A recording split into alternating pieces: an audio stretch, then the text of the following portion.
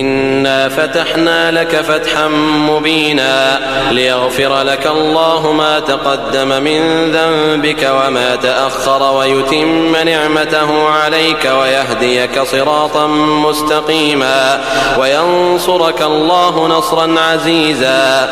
هو الذي أنزل السكينة في قلوب المؤمنين ليزدادوا إيمانا مع إيمانهم ولله جنود السماوات والأرض وكان الله عليما حكيما.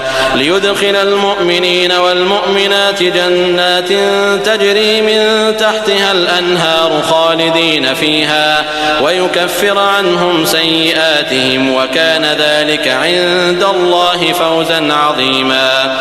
ويعذب المنافقين والمنافقات والمشركين والمشركات الظانين بالله ظن السوء عليهم دائرة السوء وغضب الله عليهم ولعنهم وأعد لهم جهنم وساءت مصيرا. ولله جنود السماوات والأرض وكان الله عزيزا حكيما.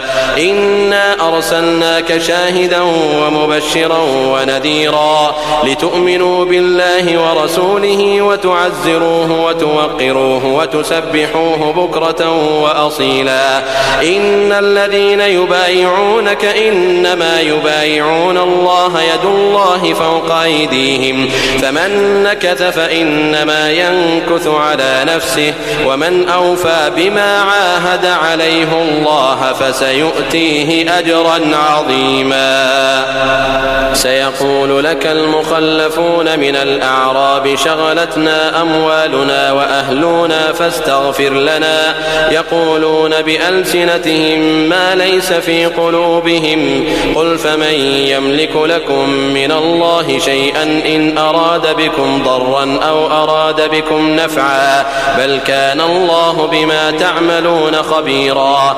بل ظننتم أن لن ينقلب الرسول والمؤمنون إلى أهليهم أبدا وزين ذلك في قلوبكم وظننتم ظن السوء وكنتم قوما بورا. ومن لم يؤمن بالله ورسوله فإنا أعتدنا للكافرين سعيرا.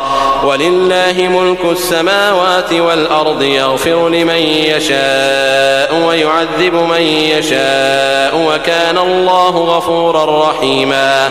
سيقول المخلفون إذا انطلقتم إلى مغانم لتأخذوها ذرونا نتبعكم يريدون أن يبدلوا كلام الله قل لن تتبعونا كذلكم قال الله من قبل فسيقولون بل تحسدوننا بل كانوا لا يفقهون إلا قليلا.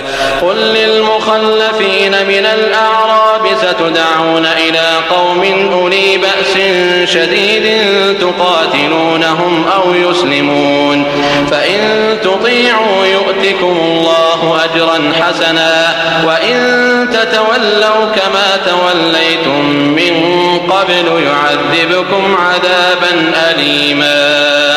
ليس على الأعمى حرج ولا على الأعرج حرج ولا على المريض حرج ومن يطع الله ورسوله يدخله جنات تجري من تحتها الأنهار ومن يتول يعذبه عذابا أليما.